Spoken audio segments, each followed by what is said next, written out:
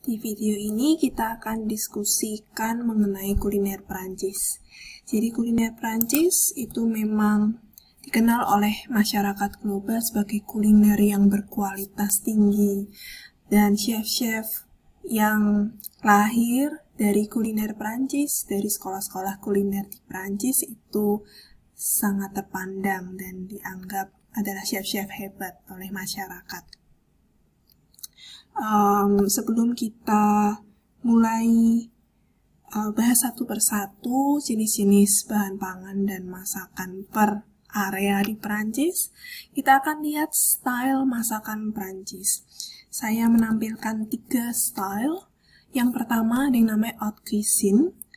Ini adalah style yang terlihat simple tapi sebetulnya sophisticated, membutuhkan keahlian yang tinggi untuk bisa menyajikan makanan dengan penampilan yang sangat menarik. Porsinya biasanya sangat kecil. Saya yakin kalian sering lihat entah dari foto atau video, dan mungkin kalian membayangkan rasa tidak akan kenyang makan makanan ini. Tapi itu adalah style yang cukup menarik dari kuliner Prancis. Karena membutuhkan keahlian tinggi, bahan-bahan makanan yang kualitasnya juga baik, harga cenderung mahal, maka style haute cuisine ini tidak akan kita temui di rumah tangga atau keluarga-keluarga biasa di Prancis. Style yang kedua, namanya provincial cuisine, ini baru sederhana, tapi sederhana bukan penampilannya, tapi lebih ke metode pengolahannya. Simple cooking methods. Dan biasanya keluarga-keluarga di Prancis sering menggunakan style kuliner yang satu ini. Yang ketiga, namanya nouvelle cuisine. Dia lahir tahun 1970-an. Karakteristik dari nouvelle cuisine adalah metode pengolahan yang mengutamakan kesehatan. Biasanya metode pengolahannya adalah grilling, baking, poaching, atau boiling, sehingga produk-produk makanan yang dihasilkan itu sifatnya rendah energi dan rendah lemak. Sayuran hampir semua disajikan secara mentah. Kemudian lauk hewani seperti daging, ikan, unggas juga jarang dimasak menggunakan minyak yang banyak, sehingga seperti yang saya katakan tadi, kualitas dari makanan ini istilahnya baik untuk kesehatan karena lebih rendah lemak dan kalori. Oke, kita lanjut ke jenis-jenis masakan yang ada di Prancis. Jadi nanti kita tidak akan bahas semua daerah yang ada di Prancis, tapi asal kalian tahu bahwa di tiap daerah di Prancis itu punya specialty atau masakan khas sendiri masing-masing. Ya, jadi bahan-bahan pangan yang digunakan pun bersifat lokal. Kemudian untuk bumbu, salah satu bumbu yang terkenal kalian juga sudah belajar di awal, di pertemuan awal di kelas ini, the 5 French mother sauces. Jadi 5 saus ini adalah saus dasar yang kemudian bisa digunakan untuk membuat olahan saus lainnya atau ya langsung digunakan di suatu masakan. Ada bechamel sauce, Espanola, velouté, Hollandaise, dan tomat. Dan saya rasa kalian juga sudah cukup familiar bahan-bahan yang digunakan untuk membuat saus-saus dasar tersebut. Oke, kita mulai dari wilayah Prancis yang pertama, yaitu the Paris Basin. Sesuai namanya ya, di sana ada kota Paris. Daerah ini adalah daerah di Timur Laut, Prancis. Dan di sana sangat banyak dihasilkan buah-buahan dan sayur-sayuran. Sehingga produk makanannya pun banyak menggunakan sayur dan buah. Salah satu pangan atau masakan yang terkenal adalah dessertnya yang namanya fruit tart atau tarte tatin. Seperti gambar di samping ini. Selain sayur dan buah, di daerah ini juga banyak didapatkan bahan pangan yang lainnya, seperti lauk hewani berupa daging babi, daging sapi, daging ayam, snails atau sejenis seafood. Kemudian krim juga, itu produk susu, kemudian bawang-bawangan, jamur, bawang putih. Nah, makanan-makanan yang dikenal dari wilayah ini ada coq au vin dan beef ala Bourgogne. Perbedaan kedua masakan ini itu ada pada bahan utamanya. Kalau coq au vin, bahan utamanya adalah ayam, sedangkan kalau beef ala Bourguignon, bahan utamanya daging sapi. Tapi keduanya sama-sama menggunakan bahan-bahan seperti jamur, kemudian bawang bombay, dimasak menggunakan anggur merah, red wine, dan proses pemasakannya adalah stewing atau memasak menggunakan air. Jenis masakan lainnya ada yang namanya escargot ala Bourguignon. Jadi bahannya adalah dari snails.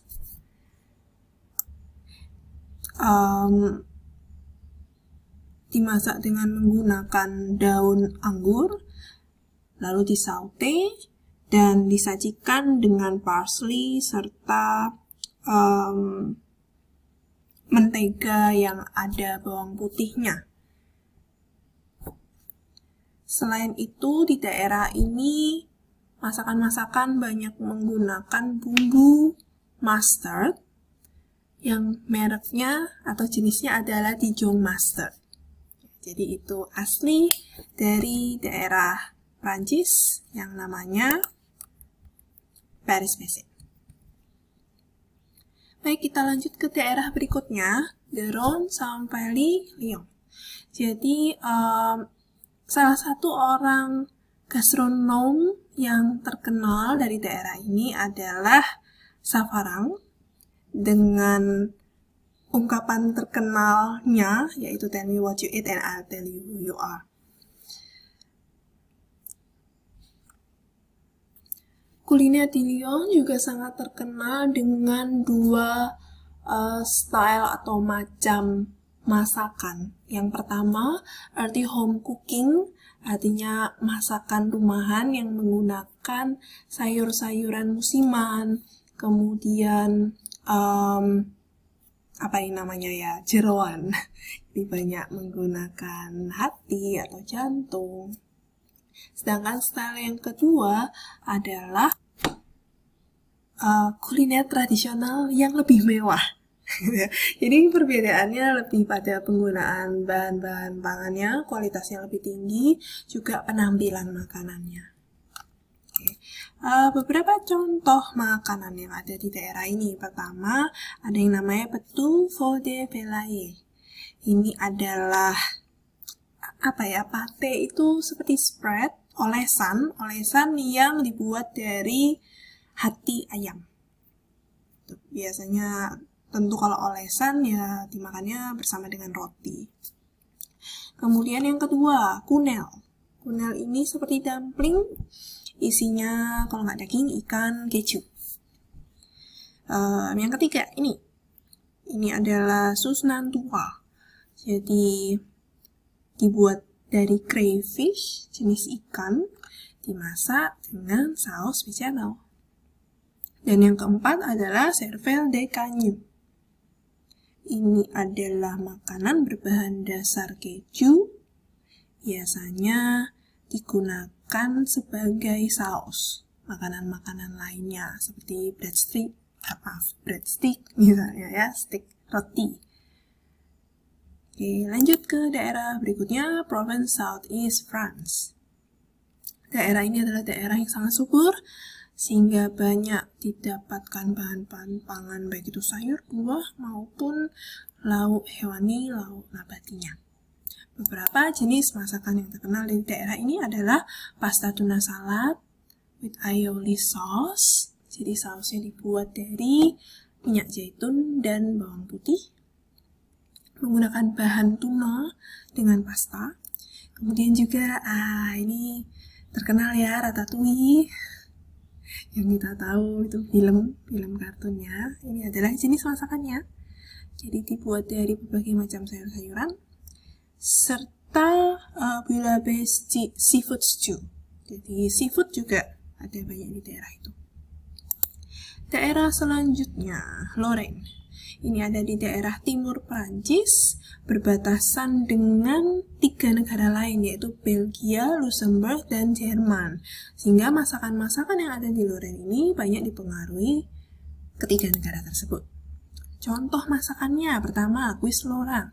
Ini adalah resep populer dari Prancis, dan juga terkenal di luar Prancis, seperti pastry. Kemudian ada sosis dan ham. Sosis dan ham ini banyak sekali dijumpai, terutama di Jerman. Ya, dan ini bisa dijumpai di Prancis, daerah Lorraine. Melanjutkan tentang kuis tadi. Jadi kuis ini adalah masakan yang gurih, tapi berupa pastry, biasanya diisi dengan telur, kalau tidak susu atau krim, keju, daging, seafood, atau sayur-sayuran. Kuis ini bisa disajikan hangat atau dingin. Oke, lanjut ke masakan lainnya yang terkenal di daerah ini adalah pastry-nya. Jadi fruit pies dan tart itu sangat populer di daerah Lorraine. Ya, jadi ini fruit pie, pai buah. Ini juga jenis pai buah. Lanjut ke daerah selanjutnya, ada daerah yang namanya Britani. Kalau daerah Britani di Prancis ini kurang beruntung dibandingkan daerah lainnya karena bahan-bahan pangan yang dihasilkan di sana tidak terlalu melimpah, pertanian di sana tidak terlalu baik, kebanyakan bahan-bahan pangannya berupa seafood. Jadi masakan-masakan dari kerang atau udang itu banyak dijumpai di Britani. Selain itu, di sana juga terkenal akan masakan crepes-nya. Baik, jadi saya hanya menjelaskan sekitar berapa tadi ya, 4 atau 5 daerah yang ada di Prancis. Sekarang kita lihat ke makanan-makanan lain yang terkenal di Prancis, terutama adalah produk bakery-nya. Siapa yang tidak tahu croissant? Jadi croissant ini asalnya dari Prancis. Produk bakery, dia flaky. Kalau flaky itu artinya gimana ya? Seperti ada banyak remahan-remahan, lapisan-lapisannya itu sangat tipis karena tiap lapisan adonan diberi dengan mentega ya, sehingga saat dipanggang kemudian lapisan-lapisan itu terpisah-pisah dan ya menarik teksturnya karena seperti remahan. Kemudian brioche itu adalah yeast roll, produk bakery juga yang berisi terutama telur. Ada juga Napoleon, ini adalah pastry yang lembut, puff pastry, kemudian di antara lapisan-lapisannya ada isian krim. Dan yang di sebelah kanan ini adalah eclairs, isinya custard, dan biasa disajikan dingin. Bahan lain yang terkenal dari Prancis ada yang namanya truffle. Oke, kalian tahu, pernah dengar truffle itu apa? Jadi, truffle ini adalah sejenis jamur dan harganya sangat mahal. Kenapa sangat mahal? Karena ternyata mencarinya itu sulit. Untuk dapat memanen truffle atau mendapatkan truffle, orang-orang di Eropa seperti di Prancis itu menggunakan babi atau anjing untuk mengendus keberadaan truffle ini. Dan anjing biasanya lebih dipilih daripada babi karena kalau babi yang diajak jalan-jalan cari truffle, mereka akan suka memakannya sehingga nggak jadi panen, nggak bisa dijual. Gitu. Jadi harganya sangat mahal karena memang sulit untuk mendapatkannya. Herbs adalah bumbu yang banyak digunakan di kuliner Prancis. Jadi kalian lihat di kalimat pertama, French cooking is the ultimate in herby cooking. Jadi kalau misalnya masakan India banyak menggunakan spices, masakan Prancis banyak menggunakan herbs. Mulai dari basil, tarragon, rosemary, fennel, chives, savory, oregano, chervil, thyme, sage, parsley, marjoram, dan fine herbs, dan masih banyak lagi. Itu semua terkenal dan banyak digunakan di Prancis. Sebagai catatan, fine herbs ini adalah kombinasi dari beberapa herbs, yaitu kombinasi dari chives, parsley, tarragon, dan chervil. Mari kita lihat satu persatu bentuknya atau gambarnya seperti apa. Dan apakah kalian familiar dengan nama-nama herbal ini? Kebanyakan tidak bisa didapatkan dengan mudah di Indonesia ya, karena iklimnya berbeda. Kalau di Indonesia lebih banyak bumbu-bumbuan seperti empon-empon, jadi yang spices, kayak merica, pala, atau jahe, temulawak, kunci, kencur. Nah, bahan-bahan seperti itu tidak bisa didapatkan di Prancis. Oke, kita ke slide selanjutnya.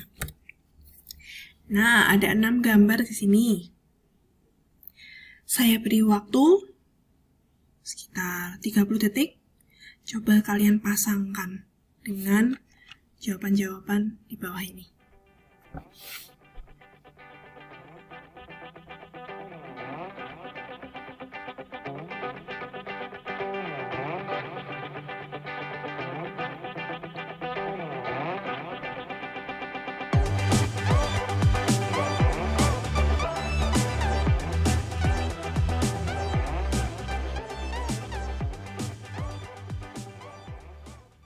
Baik, akan saya berikan jawabannya.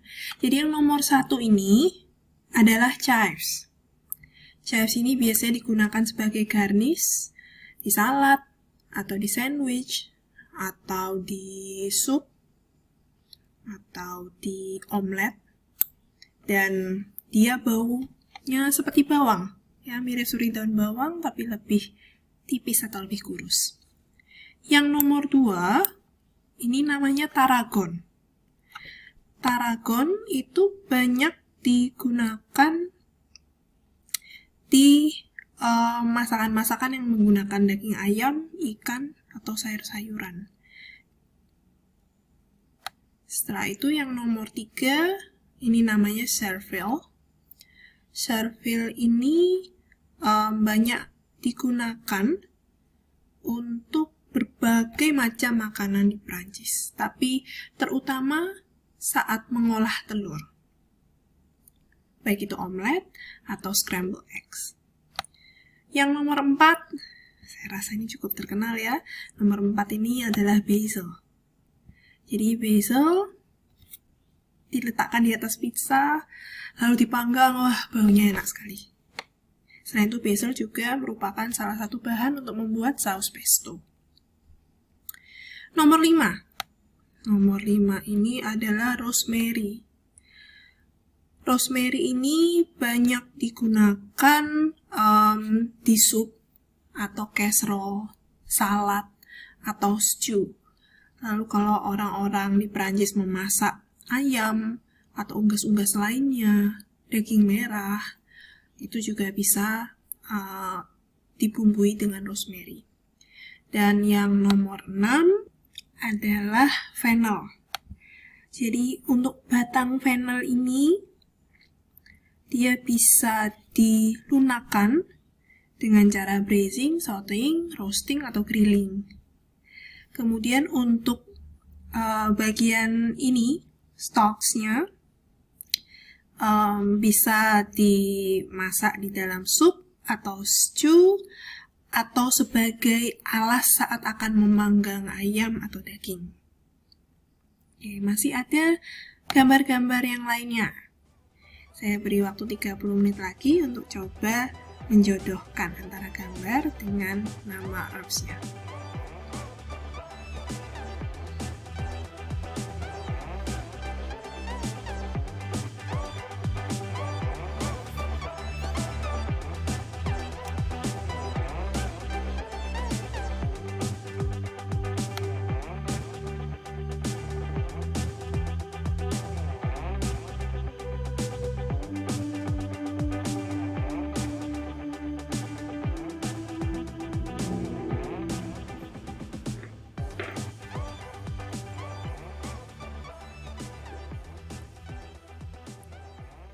Oke, nomor 1 itu adalah sage.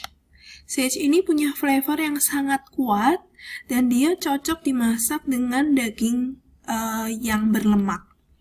Termasuk seperti daging babi, daging sapi, daging bebek, atau ayam. Di Italia pun juga banyak menggunakan herbs ini, sage. Biasanya dia akan dicincang, dicampur dengan mentega yang sudah dilelehkan, kemudian dimasak dengan pasta atau gnocchi.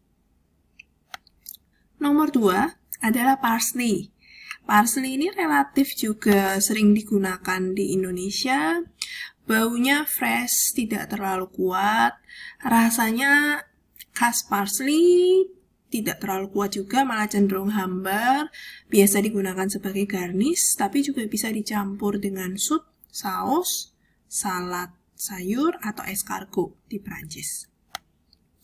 Nomor 3 ini adalah marjoram.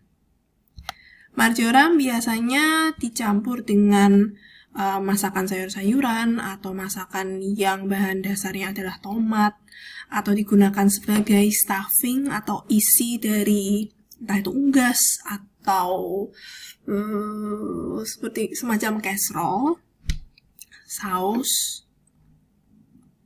atau juga sosis.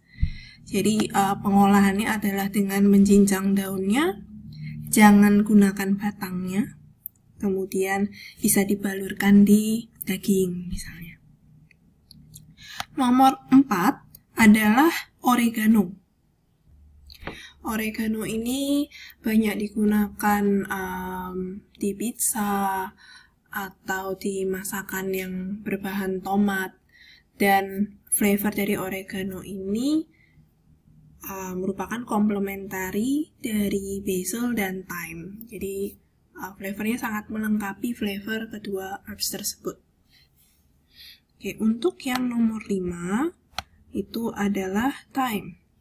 Thyme ini banyak digunakan terutama untuk masakan berupa sup atau stew.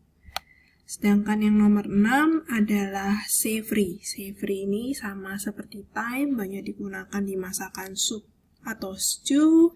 Begitu juga dapat digunakan untuk membuat stuffing yang biasanya dimasukkan ke dalam daging ya atau unggas, serta untuk sayur-sayuran hijau. Yang berikutnya adalah fine herbs. Jadi bumbu ini adalah kombinasi dari beberapa herbs yang khas berasal dari kuliner Prancis. Jadi isinya adalah parsley, chives, tarragon, dan chervil yang sudah dicincang halus dan kemudian juga bisa digunakan secara kering. Bumbu ini banyak digunakan di cooking style haute cuisine di kuliner Prancis. Di 3 slide berikutnya kita akan lihat seperti apa makan pagi, siang, dan malam orang-orang Prancis. Untuk makan pagi atau sarapan namanya le petit déjeuner. Biasanya tidak terlalu berat, cenderung ringan, hanya seperti kopi atau roti dengan selai atau croissant, dan juga bisa dengan air putih. Untuk makan siang, di Prancis, makan siang merupakan makanan dengan porsi yang paling besar, yang terdiri dari makanan dengan porsi kecil sebagai pembuka, kemudian sup, main dish, sayuran yang biasanya berupa salad. Dan salad biasanya disajikan setelah main course. Untuk makan malam, biasanya ringan, tidak terlalu berat, dan disajikan di atas jam 8 malam. Jadi dibandingkan dengan misalnya Amerika Serikat atau juga Indonesia, itu relatif lebih telat atau lebih malam. Baik, demikian materi mengenai kuliner Prancis. Semoga cukup informatif. Untuk detail resepnya atau berbagai jenis masakannya tidak saya tampilkan di video ini, tapi kalian bisa explore sendiri karena informasi seperti itu sangat gampang untuk didapatkan, baik itu dari buku resep, textbook, ataupun website kuliner Perancis. Jadi, semoga kalian cukup tertarik dan bisa explore sendiri. Terima kasih.